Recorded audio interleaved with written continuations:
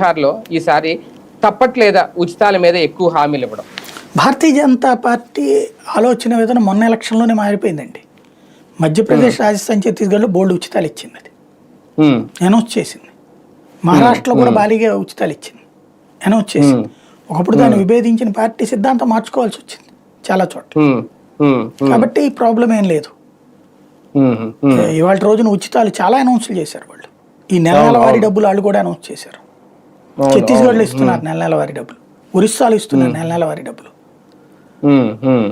అట్లాగా ఉన్నది, వాళ్ళు కూడా మారిపోయారు ఇప్పుడు. తప్పలా అంటే తప్పట్లేదు అంటే పబ్లిక్ లో ఒక చేంజ్ వచ్చిందండి. మీరు అబ్జర్వ్ చేస్తే అంటే లేబరు, ఆ లేబర్ ఇప్పుడు మిడిల్ క్లాస్ అయిపోయారు.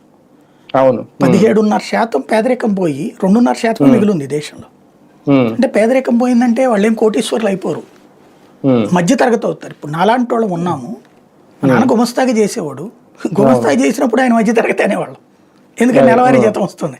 అప్పుడు రోజువారీ కూలీ తీసుకునే వాళ్ళని పేదవాళ్ళు అనేవాళ్ళు, నెలవారీ జీతం తీసుకునే వాళ్ళు మిడిల్ క్లాస్ అనేవాళ్ళు. ఇవాళ లెక్కల ప్రకారం అయితే పేదరికమే. పేదరికం నుంచి మా జీవితం ఇప్పుడు ఒరిజినల్ మధ్య తరగతిలో ఉన్నాను నేను. ఓ పక్కన పన్ను కడతా, రెండో పక్కన ఇంట్లో ఖర్చులకి డబ్బులు ఉండవు, పన్ను మాత్రం కడతాను నేను. తప్పని పరిస్థితి ఉంటుంది ఇది. ఇది ఇట్లాంటి సిచ్యుయేషన్లో పేదవాళ్ళకి సంబంధించిన ఆలోచన ఎట్లుందంటే, రాజకీయ నాయకులు